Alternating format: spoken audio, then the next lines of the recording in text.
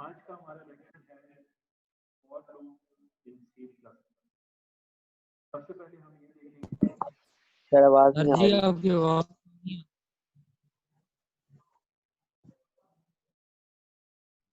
तो C plus plus के हवाले से आज हम लोग पढ़ेंगे। सी प्लस प्लस में सबसे पहले हम लोगों ने देखा कि ऑब्जेक्ट ओरिएंटेड प्रोग्रामिंग क्या होती है। उसमें हम लोगों ने इफ एल्स पढ़ा, हमने उसके अलावा मुख्तलिफ किस्म की स्टेटमेंट्स पढ़ी और उसके बाद हमने जो है वो इसके सीक्वेंस पढ़े, हमने बेसिक प्रोग्राम का स्ट्रक्चर पढ़ा। तो आज का लेक्चर जो है हमारा वो है लूप के ऊपर। इससे पहले हम लोग डू लूप पढ़ चुके हैं, डू वाइल लूप पढ़ चुके हैं, वाइल लूप पढ़ चुके हैं और हमने फॉर लूप भी स्टार्ट कर दिया है। तो आज हम एक प्रोग्राम करेंगे और वो मैं फॉर लूप से करके आपको दिखाऊंगा। और वो प्रोग्राम ये होगा कि फैक्टोरियल हमने कैलकुलेट करना है। एक नंबर जो है यूजर से लिया जाएगा इंटीजर की सूरत में और वो नंबर एक वेरिएबल में स्टोर होगा और उस नंबर का फैक्टोरियल कैलकुलेट करके आपको दे दिया जाएगा। तो उसके ऊपर जो है वो आज हम प्रोग्राम लिखने लगे। तो मेरी स्क्रीन आप लोगों को नजर आ रही होगी। मैं स्टार्ट करता हूँ यहाँ पे। एक चीज बता दूं कि जो फॉर लूप होता है ये हमारे पास कंट्रोल स्ट्रक्चर्स में आ जाता है, कंट्रोल स्ट्रक्चर्स में, और ये हमारे पास ऑपरेशन होती है, ठीक है ना। यानी कि हमारे पास एक चीज हम रिपीट कर रहे हैं with the help of condition, यानी हम एक कंडीशन पे डिपेंड कर रहे हैं और उस कंडीशन की मदद से हम एक चीज को रिपीट कर रहे हैं, ठीक है। तो हमारे पास इसमें 3 स्टेप्स होते हैं। ये मैं आपको दोबारा एक दफा रिपीट करा रहा हूँ, मैंने पहले भी आप लोगों को बताया था। तो हमारे पास फॉर लूप के अंदर 3 चीजें होती हैं। पहली चीज होती है इनिशियलाइजेशन। इनिशियलाइजेशन या इसको मैं कहूंगा स्टार्टिंग पॉइंट। दूसरी चीज हमारे पास होती है कंडीशन या हमारे पास एंडिंग पॉइंट। तीसरी चीज हमारे पास होती है इंक्रीमेंट या डिक्रीमेंट।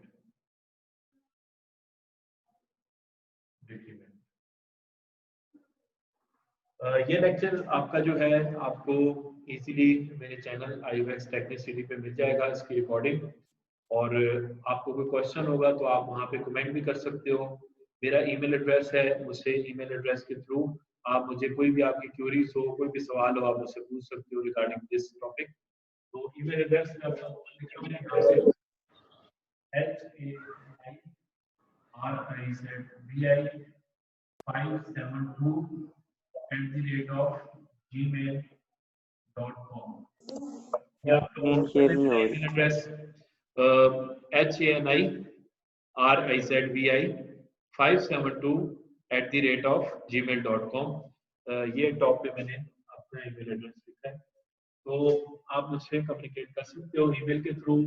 चैनल है उस पर आप जाके ये लेक्चर को वहाँ पे विजिट कर सकते हो। मैं लेक्चर के एंड में आपको चैनल के बारे में भी बता दूंगा। तो अब तो मैंने अभी तक आपको ये एक्सप्लेन किया है कि कंट्रोल स्ट्रक्चर्स की हम बात कर रहे हैं, उसमें हम आज फॉर लूप पढ़े। फॉर लूप में हमारे पास 3 चीजें होती हैं। पहला होता है हमारे पास initialisation which is called the starting point. दूसरी हमारे पास होती है कंडीशन कि हम कंडीशन क्या दे रहे हैं, और तीसरी चीज हमारे पास इंक्रीमेंट होता है। ये तीनों चीजें मैं आपको एक एग्जांपल से समझाता हूँ। एक एग्जांपल यहाँ पे मैं लिखने लगा हूँ कि फॉर लूप की, ये फॉर इंट ये डाटा टाइप है, आई एक वेरिएबल है और वो स्टार्ट हो रहा है 1 से, साथ सेमीकोलन आ रहा है। इसके बाद आपके पास जो आई की वैल्यू है उसकी मैं लिमिट रख देता हूँ कि आई की वैल्यू ने 10 तक जाना है, ठीक है। अब ये आई की वैल्यू 10 तक कैसे जाएगी इसको आपने देखना है। ये मैंने कंडीशन दे दी है, सेकंड कंडीशन है ये, और थर्ड कंडीशन है आई के अंदर इंक्रीमेंट, ठीक है। ये स्टेटमेंट। अब ये देखें, जो ये सबसे पहली चीज जो है इसका क्या मतलब है।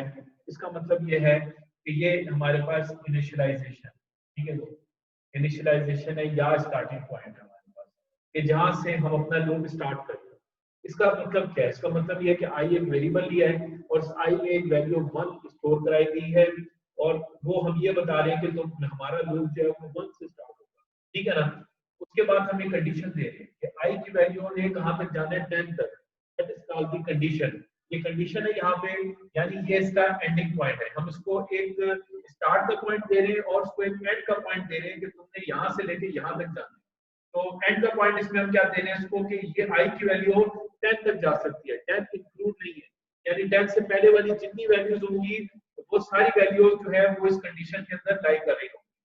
और हमें जब हमने स्टार्टिंग पॉइंट दे दिया, एंडिंग पॉइंट दे दिया, तो अब बीच के लिए हम क्या करेंगे, बीच के लिए हम जो है वो हमें लैडर का इस्तेमाल करेंगे। जो लैडर मैं अपनी जुबान में कह रहा हूँ आपको समझाने के लिए, कि लैडर का मतलब ये है कि हम स्टेप बाय स्टेप आगे चलते हैं, यानी कि ये इनिशियल पॉइंट है हमारा, ये हमारे पास एंडिंग पॉइंट है। इस पॉइंट से हमने इस पॉइंट पे जाना है, तो हमें इधर से इधर जाने के लिए स्टेप वाइज, तो स्टेप वाइज जाने के लिए हम लोग क्या करेंगे, इसमें इंक्रीमेंट यूज करेंगे। और वो मैंने i प्लस प्लस किया है। इस i प्लस प्लस का मतलब ये है कि जब i की वैल्यू 1 है तो 1 से मेरे 2 पे जाना होगा तो ये इंक्रीमेंट होगा, 2 से 3 पे जाना होगा तो इंक्रीमेंट होगा, 3 से 4 पे, इस तरह अप टू 9 तक मैंने जाना है तो ये इंक्रीमेंट का इस्तेमाल होगा। क्लियर है आपको बात? कोई चीज आपको अगर नहीं समझ आई तो ये आपकी चीज क्या कहलाती है, ये इंक्रीमेंट कहलाती है। ठीक है, आई होप कि आपको यहाँ तक समझ आया होगा। अब हम एक एग्जांपल करते हैं इसकी, जैसे कि मैंने शुरू में बताया, और उस एग्जांपल से हमें ये चीजें और अच्छे तरीके से समझ आए। तो मैं इसको रजिस्टर करूँ और उसके बाद एग्जांपल।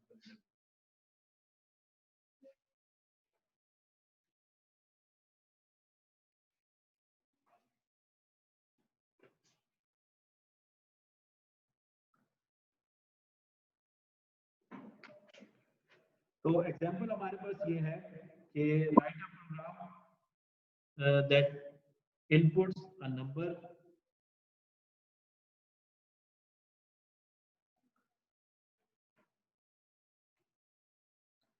तो write a program that inputs a number. मैं यहाँ पे लिख रहा हूँ सवाल, आप लोग नोट कर लें इसको। Write a programme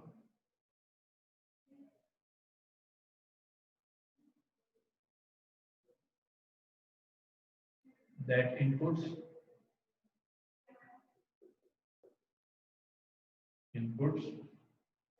a number from the user and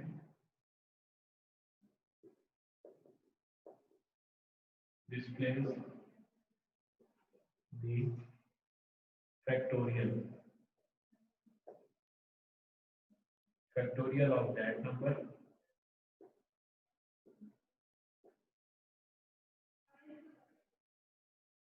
using for loop।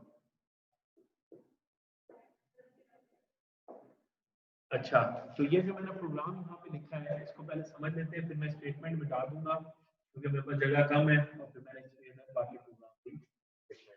तो यहाँ पे मैं थोड़ा सा इसको और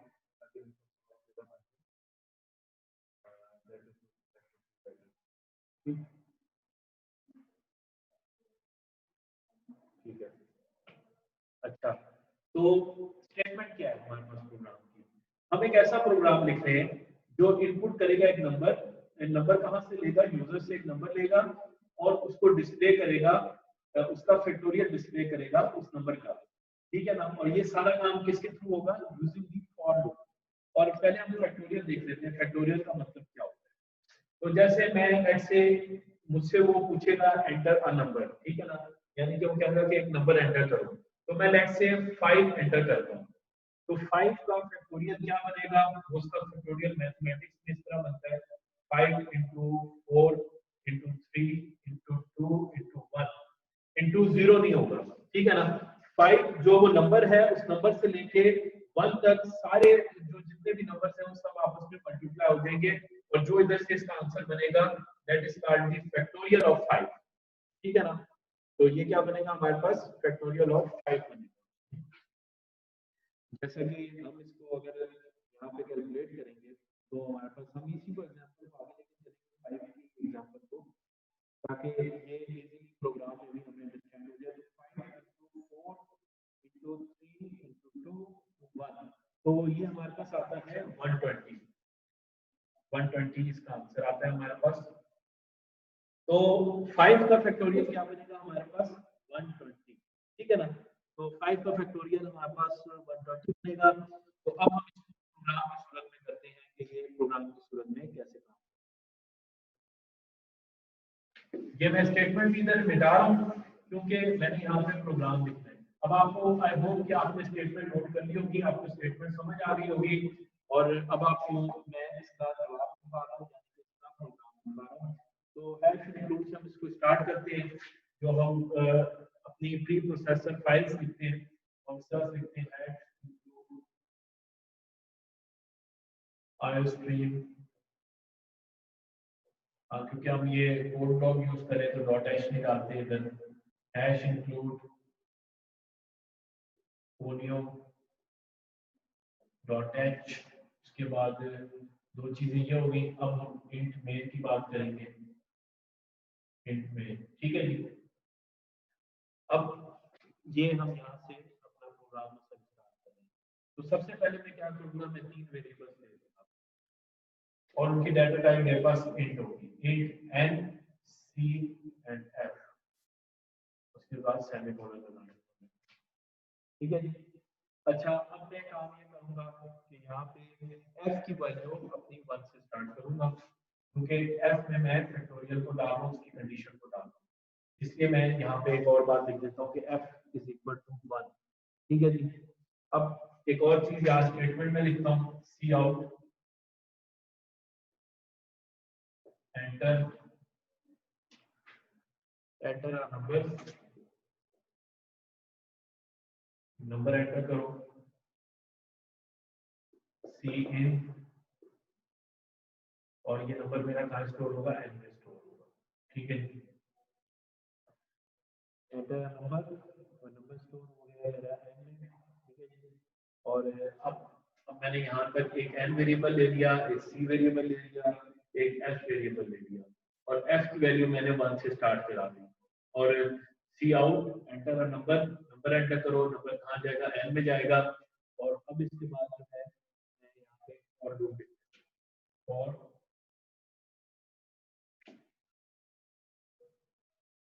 क्योंकि अब सी मैंने पहले इंट में ले लिया तो मैं यहाँ पे सी डायरेक्ट ले लूँ, क्योंकि सी में वहां पे एज इंटीजर में ले चुका। अगर मैं वहां पे सी को वेरिएबल ना लेता तो मैं यहाँ पे उसको मेंशन करता, साथ इंट इसके मेंशन करता।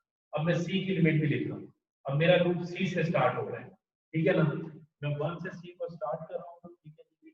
अब सी की वैल्यू में कहाँ तक लेके जा रहा हूँ, C is equal to and less than N, ठीक है। ये मेरे पास सेकंड कंडीशन आ गई। थर्ड, इसमें इंक्रीमेंट लिखना होता है मुझे, तो इंक्रीमेंट में लिखता हूँ सी प्लस प्लस, ठीक है जी। तो ये मेरा फॉर लूप कंप्लीट हो गया, ठीक है, आपको नजर आ रहा है।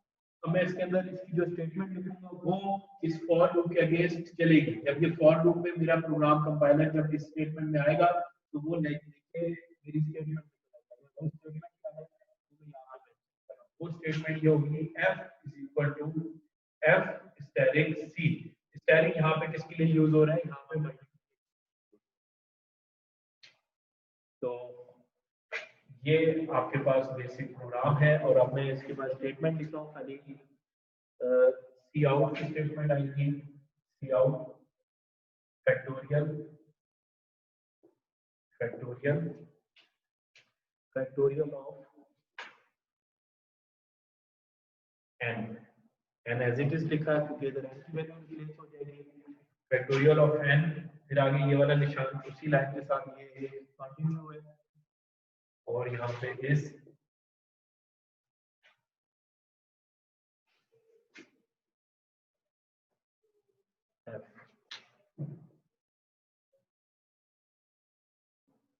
तो that's all from my side. ये का प्रोग्राम आपका कंप्लीट हो चुका है,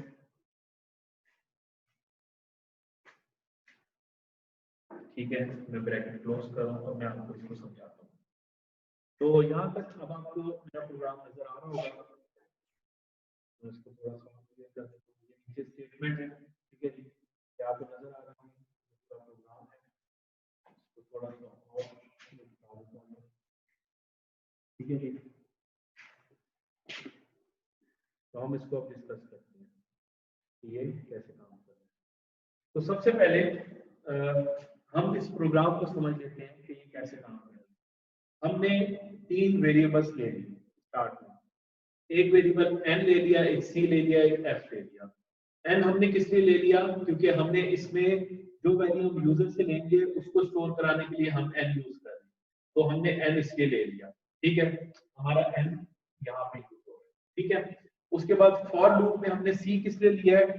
c हमने लिया है अपने फॉर लूप के लिए कि हम इसमें अपनी कंडीशन के लिए हमें एक वेरिएबल चाहिए होता है, जिस वेरिएबल को हम वैल्यू असाइन करेंगे उसको हम इनिशियलाइजेशन की वैल्यू असाइन करेंगे, उसको हम लोग कंडीशन असाइन करेंगे और उसी के अंदर हम इंक्रीमेंट करेंगे। तो उसके लिए हमें एक ही वेरिएबल चाहिए होता है, तो वो हमने सी ले लिया।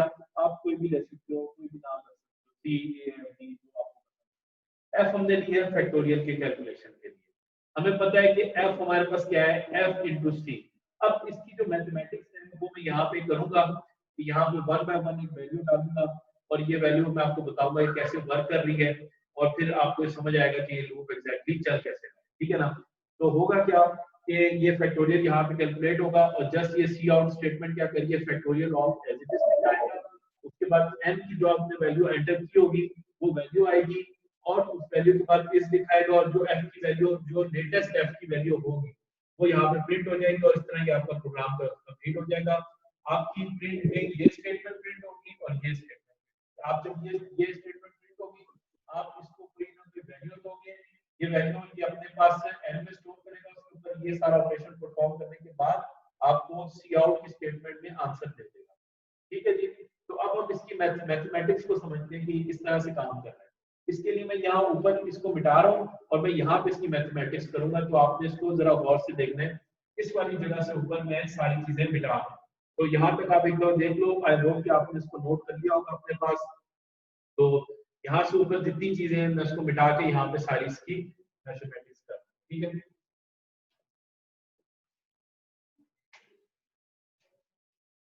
अगेन मैं आपको एक चीज रिपीट कर रहा हूँ कि ये मेरा लेक्चर जो कि फॉर लूप के ऊपर है और इसमें मैं फैक्टोरियल का एक प्रोग्राम आपको करवा रहा हूँ।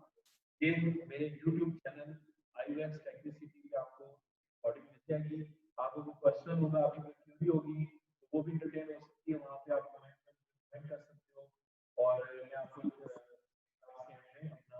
सर फैक्टोरियल आउटपुट से मुझे नजर नहीं आ रहा। ठीक है, कोई क्वेश्चन यहाँ फैक्टोरियल तक? कोई क्वेश्चन है तो आप प्लीज मुझे बताइए। सर फैक्टोरियल आउटपुट से नीचे नजर नहीं आ रहा। ठीक है, उससे नीचे से एक स्टेटमेंट है, ये मैं थोड़ा सा कैमरा इंक्लाइन कर, अब देखो नजर आ रहा है, बस ये गेट ch तक ही लिखा हुआ है। ठीक है,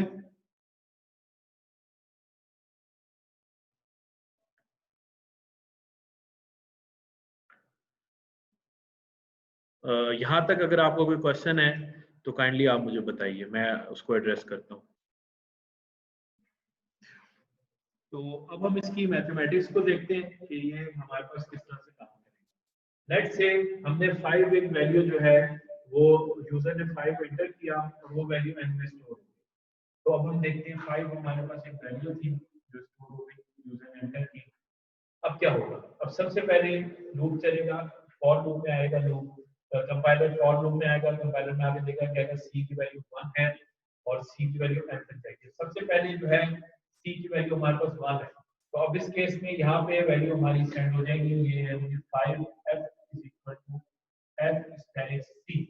अब इसके अंदर जो c की वैल्यू है वो हमारे पास 1 आएगी और इधर हमारे पास f की वैल्यू क्या है, वो हमने पहले रखी थी 1 रखी। याद है ना, मैंने ऊपर जो प्रोग्राम लिखा था उसमें मैंने f को भी 1 रख दिया था और c की वैल्यू हमें यहाँ से 1। तो अब 1 into 1 क्या होगा, हमारे पास 1 होगा। तो पहली आर्टिफिशियल जब होगी, यानी कि जब c की वैल्यू 1 होगी तो उस केस में हमारे पास f क्या आएगा, 1 आएगा हमारे पास। ठीक है ना?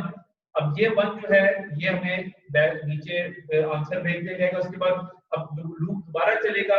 लूप ने कहां तक चलना है? लूप ने 5 तक चलना है, जब तक c की वैल्यू इसके बराबर ना हो जाए, n के बराबर ना हो जाए, यानी c की वैल्यू जब तक n के बराबर ना हो जाए तब तक आपका लूप चलता रहेगा। दैट मींस के c ने 5 दफा चलना है, एक दफा चल रही है 5 दफा चल रहा है, यानी कि जब तक c की वैल्यू भी 5 हो जाएगी तो 5 और n की वैल्यू है 5 क्योंकि यूजर ने 5 एंटर किया है, तो ये 5। जब ये कंडीशन आपकी ट्रू होगी तो ये लूप एंड होगा। तब तक ये लूप आपका चलता रहेगा और उस लूप में इंक्रीमेंट C++ के थ्रू होता रहेगा। ठीक है बेटा, यहाँ तक बात क्लियर है। अब मैं यहाँ से आगे आप लोगों को बता रहा हूँ कि ये कैसे होगा काम। तो ये 1 वैल्यू होगी, समझ लो यहाँ पे 1 आ गया। ठीक है जी, 1 into 1 वैल्यू आई। अब इसके बाद आगे चलते हैं। अब 5 f की जगह 1 है वैल्यू। अब दोबारा वो एक ऑपरेशन चलेगी। अब इस वक्त तुम्हारे पास c की वैल्यू 2 हो चुकी है क्योंकि इंक्रीमेंट हो गया। तो अगली में c की वैल्यू 2 होगी और ये मल्टीप्लाई होगी। अब ये लेटेस्ट वैल्यू क्या है 1 है, तो 1 इधर आ जाएगा। अब इधर क्या वैल्यू हो जाएगी आपके पास 2 हो जाएगी। फिर दोबारा अगली ऑपरेशन चलेगी। अगली ऑपरेशन पे अब c की वैल्यू 3 हो जाएगी। ठीक है ना। और नया वाला क्या आपके पास फैक्टोरियल का जो इधर आया आंसर वो इधर चला जाएगा, 2 3 6 हो जाएगा। अब इसके बाद क्या होगा, अगली ऑपरेशन चलेगी। आपके पास c की वैल्यू 4 हो जाएगी और ये 6 आपको इधर आ जाएगा। 6 4 24 हो जाएगा। और इसके बाद अब c की वैल्यू आपके पास क्या होगी, ये 24 यहाँ चला जाएगा और अब इधर c की वैल्यू आपके पास 5 हो जाएगी। तो 5 मल्टीप्लाई बाय 24 आपके पास क्या आता है, आंसर क्या आपका आंसर होगा क्या आपने 5 24 मल्टीप्लाई बाय 5 ये आपके पास आता है व्हिच इज 120। तो 120 आपका फाइनल आंसर है। ये आपके पास f है और ये f जो आपके पास यहाँ पे सी आउट वाली स्टेटमेंट में आके प्रिंट हो जाएगा। तो यहाँ तक आपको ये प्रोग्राम समझ आया। आई होप कि ये आपको समझ आया और ये सारा इसकी मैथमेटिक्स है जो मैंने किया है और ये इसका लूप इस तरह से चल रहा है। आई होप कि आपको ये चीज